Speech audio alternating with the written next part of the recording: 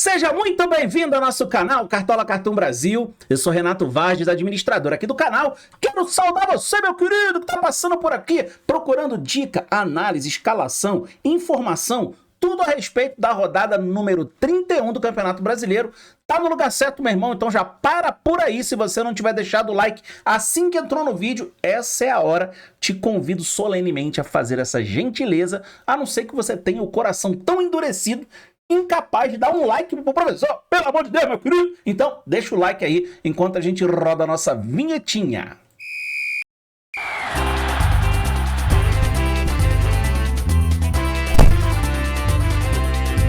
Nessa rodada eu só quero mitar. Bom, galera, vamos lá então para nossa querida e amada análise do semáforo para essa rodada 31. Lembrando, dessa vez a gente tem uma rodada num final de semana, claro, né, dando um desconto ali para a CBF, colocou 2 joguinhos lá na segunda-feira, mas já tá bem melhor do que na rodada passada.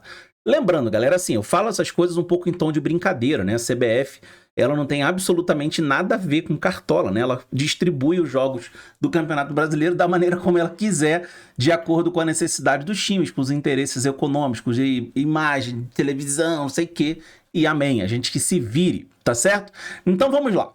Antes de começar a falar sobre a rodada, é sempre importante quando a gente chega nesse momento, né, de fazer a análise dos jogos para a gente escalar os nossos times, a gente aperta aquele famoso F5 e vê como está o momento dos times, como os times vêm performando nos últimos jogos, as necessidades, se o time tem algum confronto importante no meio da semana que vem, se o time ainda tem algum interesse dentro do campeonato que seja ali extremamente importante a gente olhar para aquele jogo e logicamente, tudo isso entra aqui na nossa análise do semáforo, ok? Então, dito isso, a gente precisa lembrar que Palmeiras e Fortaleza ocupam uma zona muito próxima da tabela. O Fortaleza hoje é o 3º colocado ou 4º colocado, vou conferir aqui, eu já não me lembro de cabeça. O Fortaleza hoje ocupa no Campeonato Brasileiro exatamente a 3ª colocação e o Palmeiras está em 2º lugar. A diferença entre eles de ponto é pequena, o Fortaleza hoje tem 56 pontos, o Palmeiras 60, e lógico que o Fortaleza aqui vai querer tirar pontos do Palmeiras. Só que a sequência do Palmeiras, galera, vou até colocar para vocês aqui, a sequência do Palmeiras é uma sequência muito boa. Se vocês notarem aqui, ó, o Palmeiras vem numa sequência em casa de 9 vitórias em 10 jogos. Perdeu apenas aquele 2-0 pro Vitória, lembra? Que até foi um jogo ali que surpreendeu muita gente e tal. Mas fora isso, o Palmeiras está atropelando todo mundo. Quando pega adversários de um calão um pouco mais baixo, né? De um baixo calão, de um baixo calibre, passa o carro, como aconteceu com o Criciúma, como aconteceu com o Cuiabá. Quando pega um adversário mediano, como foi o caso do Galo, ganhou, sofreu gol, mas venceu. E o Fortaleza fora de casa é algo que a gente precisa olhar com carinho. Não é um time que vem performando tão bem fora de casa. Faz gol, ó, fez gol contra o Grêmio, fez gol contra o Atlético Paranaense, fez gol contra o time do Internacional, não fez gol no Botafogo. Se a gente fosse comparar aqui em termos de dificuldade dos jogos, aqui pode ser um jogo que a gente pode comparar, né? O time do Fortaleza jogando contra o Botafogo com aquilo que ele vai enfrentar contra o Palmeiras. Então, já são 5 jogos fora de casa, nos últimos, né? E o Fortaleza não conseguiu aqui, ó, mais do que uma vitória nos últimos 1, 2, 3, 4, 5 jogos. Foi uma vitória, um empate e 3 derrotas. Já o Palmeiras vem numa fase muito boa.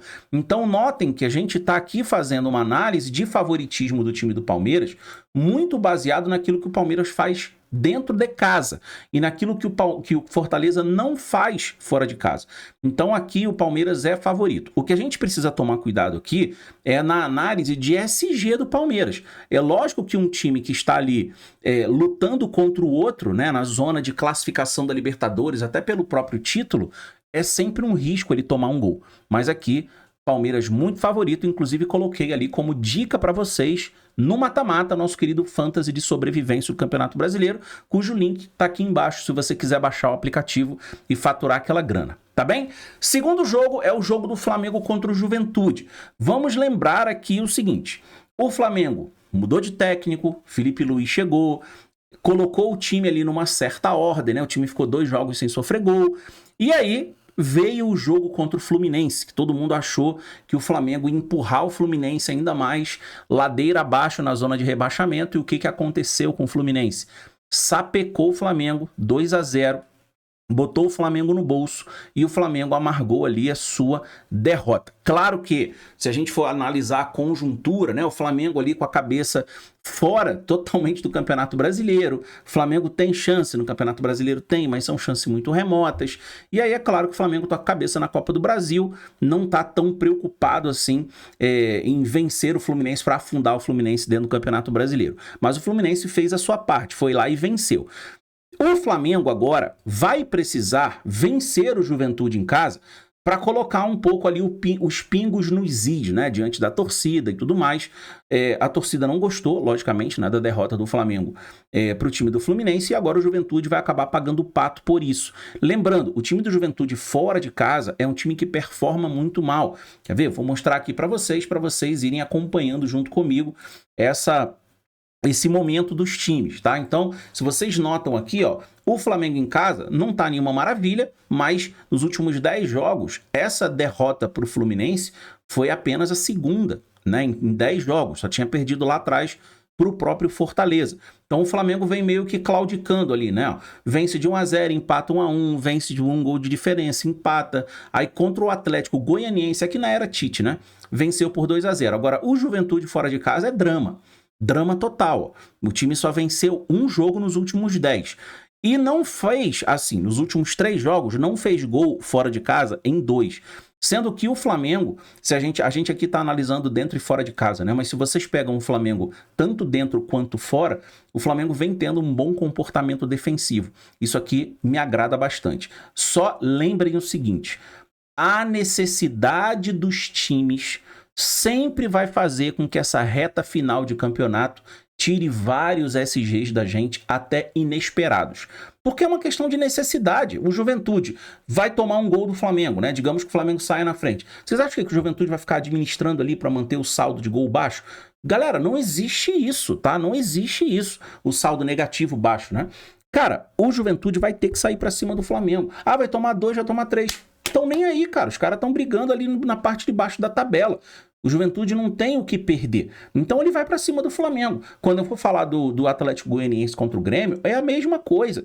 Entenderam? Cuiabá e Corinthians, a mesma coisa. Então, cada vez mais nessa reta final, os SGs daqueles times que enfrentam os times que estão na parte de baixo da tabela vão ser difíceis, porque os caras estão com a corda muito no pescoço.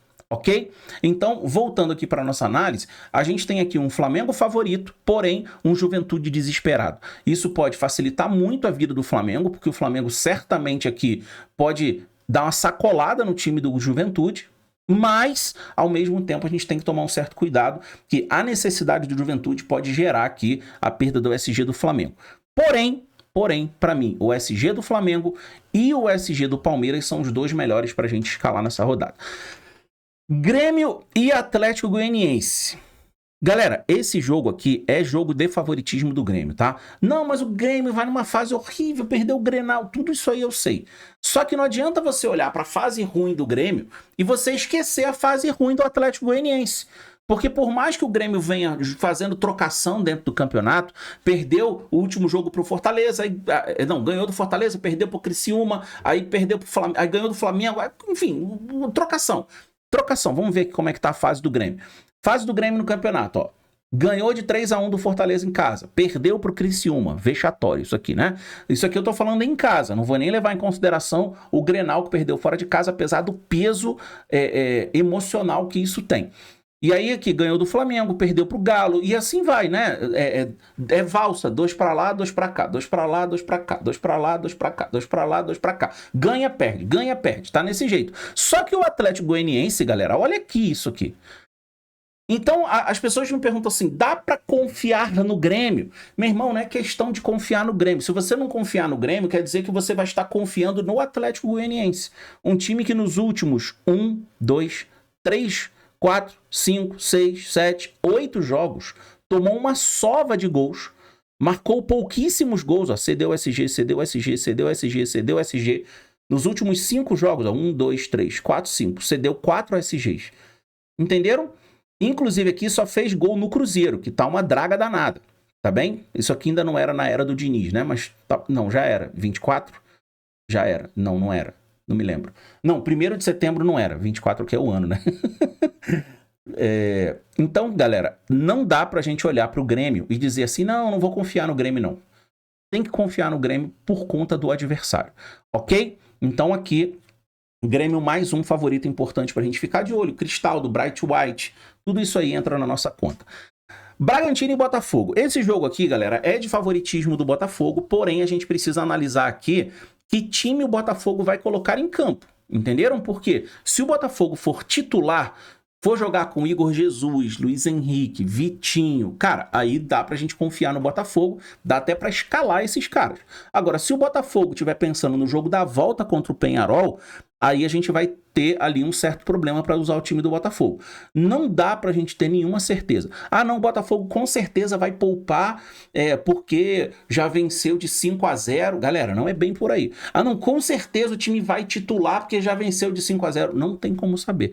Nem que o Botafogo vai poupar, nem que ele não vai poupar. O jogo é no sábado, 19 horas. A gente deve ter informação.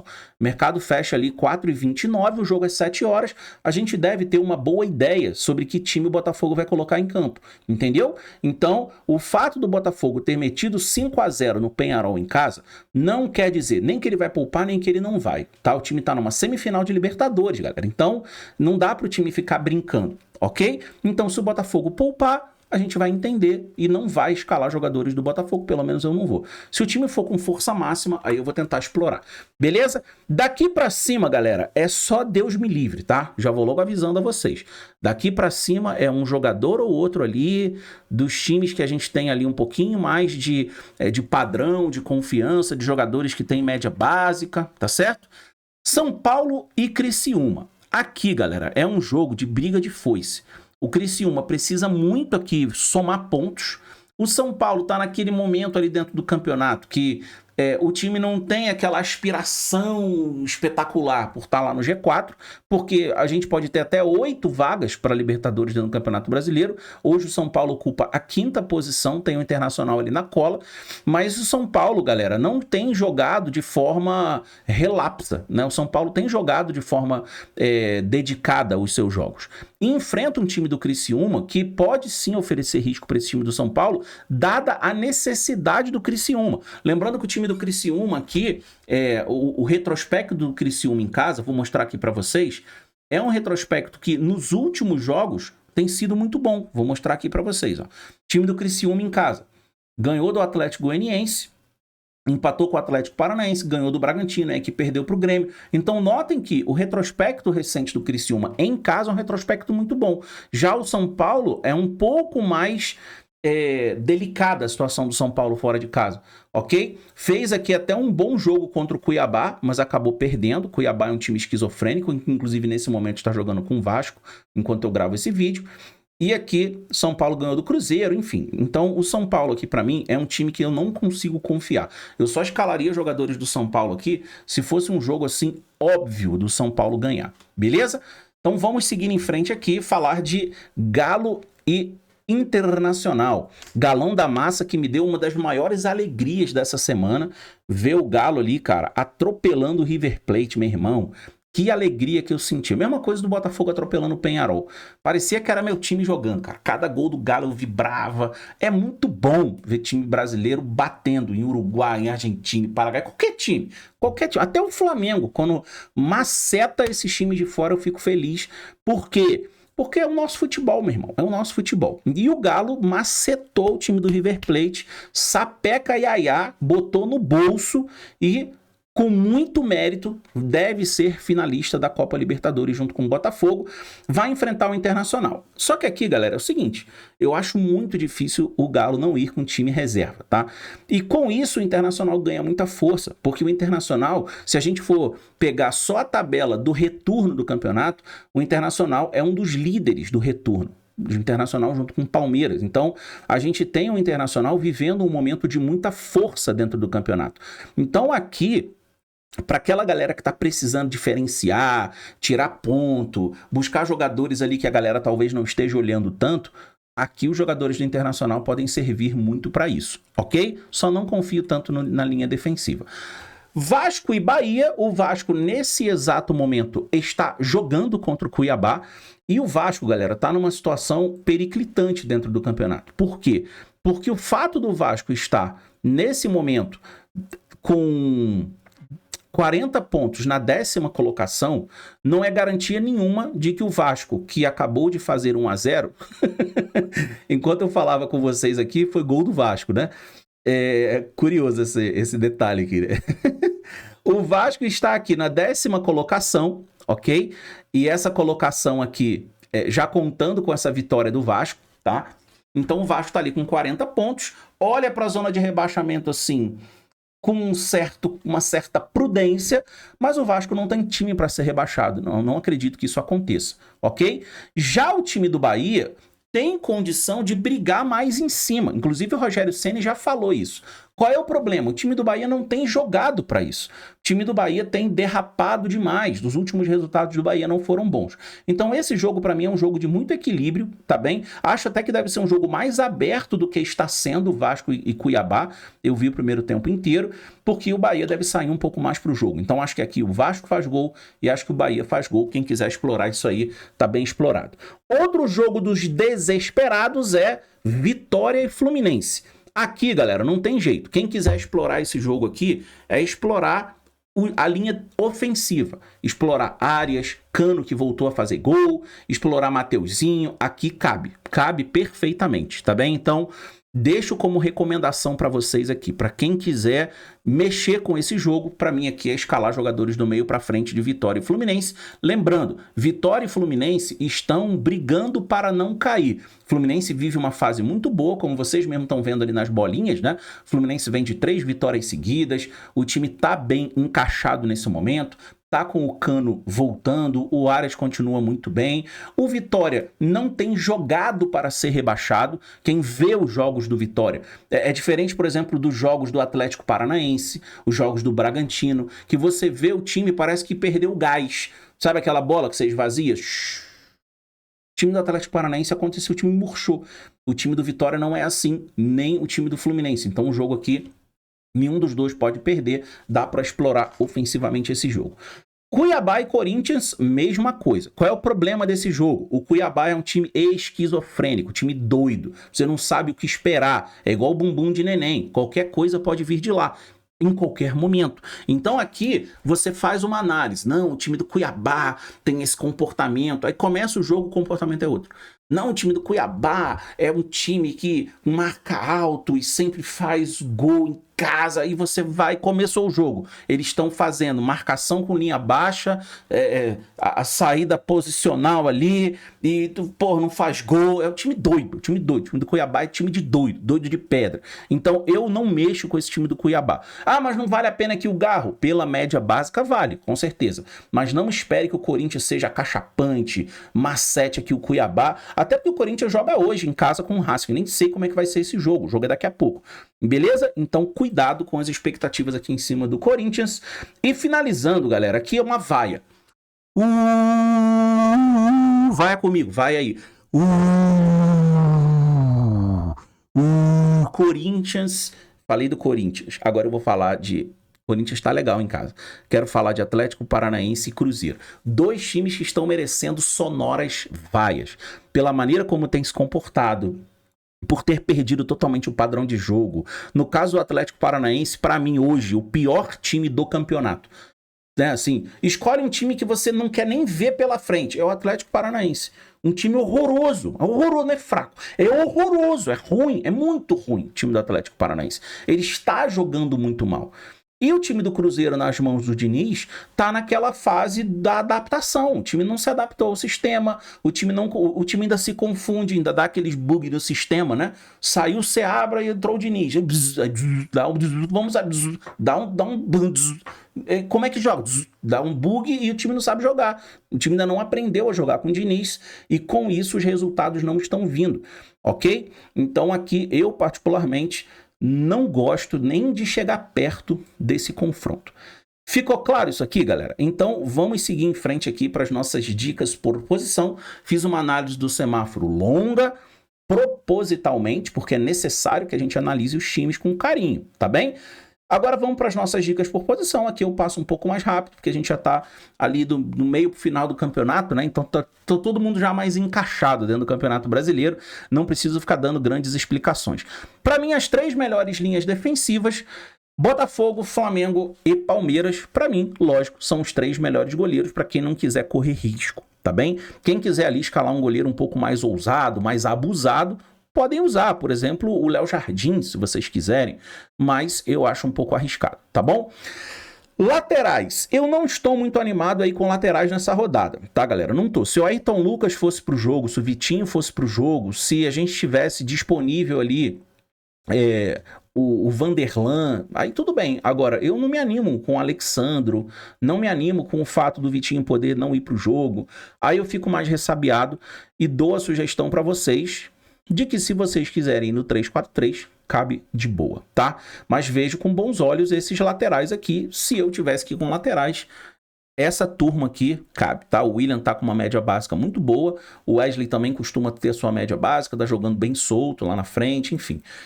Zagueiros. Tô indicando aqui os 2 zagueiros do Flamengo, o Gustavo Gomes. Quem quiser colocar o Vitor Reis ali no balaio, pode colocar também. Caso o Botafogo vá com Alexander Barbosa e Bastos, gosto bastante também. Na meiuca, galera, a meiuca tem bastante opção, tá? Eu nem coloquei aqui, por exemplo, o Garro, tá bom? A gente tem o Alan Patrick, para quem quiser fazer aquela apostinha ali no Atlético Mineiro jogando reserva, vale a pena. John Arias, a gente tem o nosso querido Arrascaeta, Cristaldo, Veiga. Cara, tem muito jogador bom aqui para escalar, tá bom?